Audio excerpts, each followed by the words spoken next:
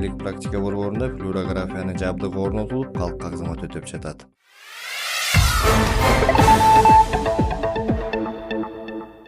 Флюорография жабдыгы 1995 жылдан тарта жок болуп, район тургундары Каракол шаарына барууга мажбур болгон.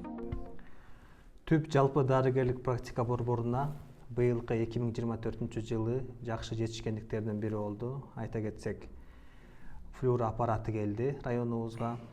Районубузда флюор аппараты 1995 жылдан бери жок болчу.